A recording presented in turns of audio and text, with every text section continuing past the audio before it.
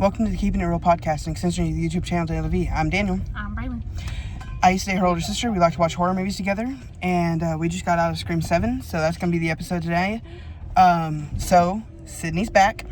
Yeah. She has a teenage daughter, Tatum. Her name is Tatum. And named after Tatum in the original, which she doesn't know because she hasn't seen any of the other ones. But then, I did know that because they said it in the movie. But then, Sydney explains to Tatum how, why she named her Tatum. Yes.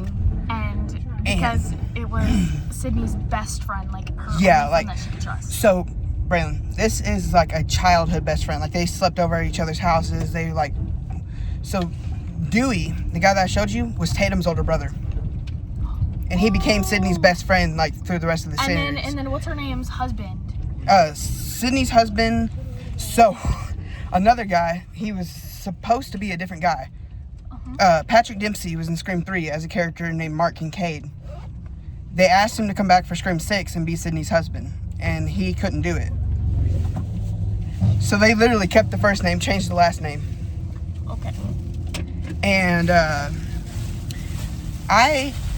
let me just give my feelings for this franchise up front. I loved the first one. I liked the fourth one a lot, and then 5, 6, and 7 I really enjoyed. The second and the third one I could not stand. 6, 7. It's all those Gen Z folks that know that. Or Gen Alpha. Okay, so should we just start our full-on review? Yeah. Okay, so we start off in Stu Macher's house, the original house from the beginning. There is a couple, I can't remember their names, Scott and Madison, I want to say. And they're staying in the Airbnb. Not so loud. And Not so loud, Daniel. so Scott's really into this, Madison is not. And they find an animatronic ghost face? Yeah. I want to say. And they're just kind of playing with it. They go into the kitchen. While they're in the kitchen, a real ghost face steps in that place, and so he kills Scott. Madison gives him a little chase, fights back, and eventually is killed. And then Ghostface burns the house down and walks away into the title card, which I actually really liked. I know a lot of people have been hating on it. I really enjoyed it. Don't ask questions. So then we pick up with Tatum. She's in her room, and her boyfriend Ben crawls through her window, which she actually thought was Ghostface. She actually thought she was gonna die. No, Braylon thought that she was Ghostface. That he was Ghostface. I did. And so... Look. What is that? Okay, I know, Braylon. Okay, so then Sydney walks in, finds the two of them, and basically she kicks Ben out of the house. She can't out-trust anybody. And after what she's been through, I can't blame her. And so the next morning, Tatum comes downstairs wearing the leather jacket that Sydney had in 2, I want to say. 2 or 3, one of those two. And kind of catches Sydney off guard. They have a little bit of a talk about it. And then Sydney goes into work, which I can't remember if she runs it or if she owns the coffee shop. I don't think it's ever really said, but it's there that she talks to her neighbor Jessica, who is played by Anna Camp, who was in Pitch Perfect, the first two. So there's Jessica and her son Lucas.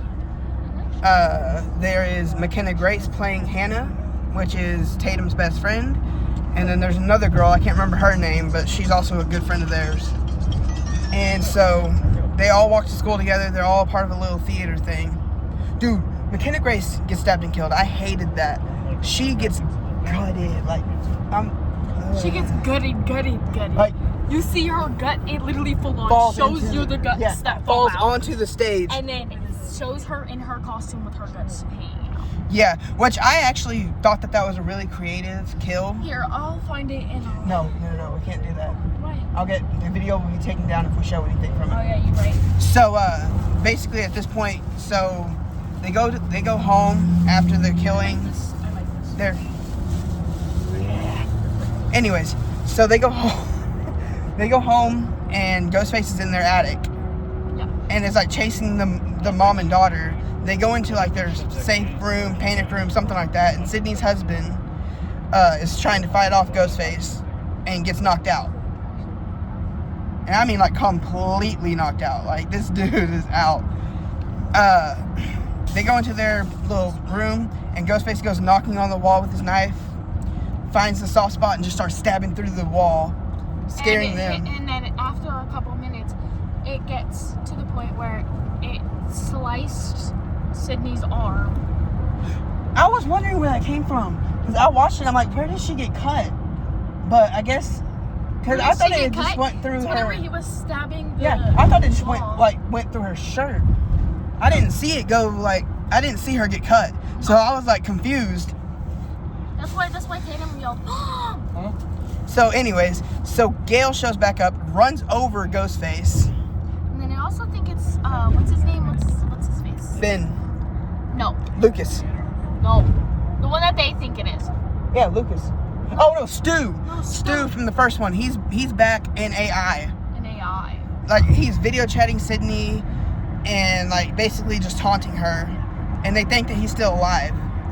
But basically, I thought Ben was like the AI person that's done many of those videos, like all of those videos. Yeah. Honestly, I kind of did too. Because I went and saw this movie twice today. I went and saw it with my mom, and then I went and saw it with her. And this movie is way more graphic than the other ones were. Like, they kicked it up, like, to 11. Okay, yeah, but also I haven't seen the first through sixth one. I've not seen it, but this one made so much sense to me. Even after you sent me that video, I didn't even watch it. I didn't watch it. So I sent her a video to get caught up on the franchise, and apparently she didn't watch it. I did not. So anyways, so they all kind of regroup at it. Oh yeah, Chad and Mindy are back, the twins from 5 and 6. Yeah. Not really a fan of the characters, but I was glad to see them back in this one. And like, I like the relationship between Tatum and Sydney. Tatum does have a lot of attitude toward her mother. But, I mean, she's 17. Yeah. Most teenage girls have attitudes toward their mother. But I mean, she doesn't have that much attitude after she figures out that, like, her mom is an actually good person and doesn't... Oh, yeah, so Sydney has been trying to, like, protect Tatum from her past. She's been trying to shield her from it, and she finally realizes that it's making her vulnerable to it. So they go to a mental institution, Sydney and Gale, and they talk to the guy that runs it. He says that there was a John Doe there who his picture matches Stu, and that he was released a couple weeks ago. Like 2 weeks ago? Yeah. 2 weeks. And so Sydney and Gale, like, Gale has been trying to get Sydney to do an interview for, like, since the beginning of these movies. And, like, she finally... agrees to it. Yeah, Sydney finally agrees to it. Just to get Sue's To get Stu to call her. And, like, basically, I love the line between them. You gonna play nice? Of course I'm not. I've been waiting on this for 30 years. But then I need you to after this, like, I need you to figure out which one this one is in a minute. Okay, so everybody other than Sydney and Gale. Oh yeah, and Sydney's husband was attacked at his house. He was stabbed a few times, wrapped up in some ceramic thing. They're doing renovations on their house. And so all the kids reconvene at some tavern. I don't know how he did not die. He should have died. I could physically see his organs. Yeah. So, anyways, so Stu calls Sydney at the news station, saying that he has Tatum, that he knows where Tatum is. Meanwhile, Tatum is finding out that Ben has done like some kind of AI thing to make himself look like Stu, so that implements him as a killer. She takes her laptop, knocks him out.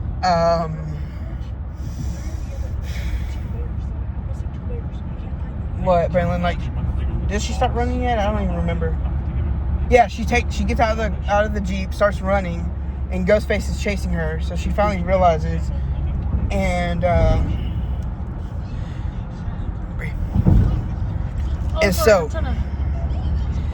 So, Sydney goes back to... No, Sydney's on FaceTime with Tatum. Oh, yeah. Helping her to... Figure out how to figure out how to use a handgun, which she should already know. She's 17 years old. Hey, no, she learned.